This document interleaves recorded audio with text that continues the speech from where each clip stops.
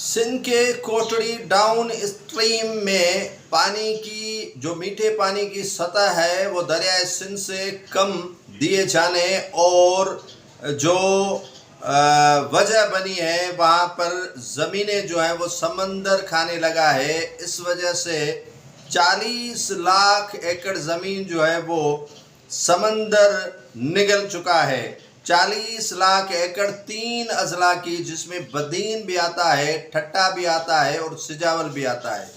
40 लाख एकड़ कोई मामूली ज़मीन नहीं है जो समंदर निगल चुका है, जो 2050 के लिए माहिरीन मौसमियात और माहिरीन ज़राअत और माहिरीन आबाशी कहते हैं कि अगर डाउन स्ट्रीम जो कोटड़ी का है उसमें मीठे पानी की सतह बुलंद नहीं की गई तो 2050 तक जो है वो 3 अजला बदीन, ठट्टा और सिजावल का वजूद ही नहीं रहेगा। वो जो समंदर है वो निगल जाएगा सारे इन 3 अजला को। सिंध हुकूमत क्या कर रही है?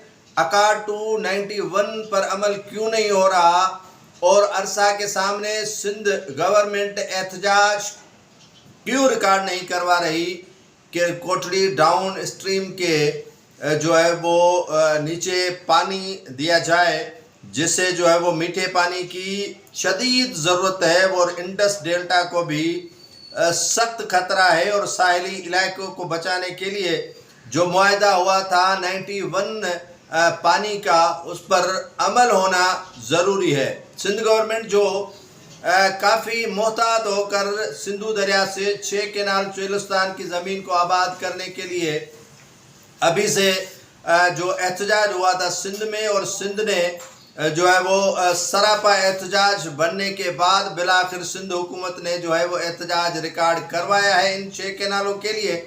लेकिन जो कोटड़ी डाउन स्ट्रीम में मीठा पानी नहीं छोड़ा जा रहा और पानी की सतह कम होने की वजह से समंदर निगल रहा है, ठट्टा, सिजावल, बदीन की ज़मीन को उनको कौन बचाएगा? बिलावल भुट्टो ज़रदारी दुबई जाकर जो है वो वीडियो पैगाम तो देते हैं, लेकिन अमली तौर पर पाकिस्तान पीपल्स पार्टी की सूबाई हुकूमत वफाक के सामने डट कर खड़ी नहीं हो जाती और अरसा के सामने एहतजाज नहीं करती कि हमारे जो पानी की जो तकसीम है जो 91 अकार्ड के ज़रिए तहत वो हमें दी जाए।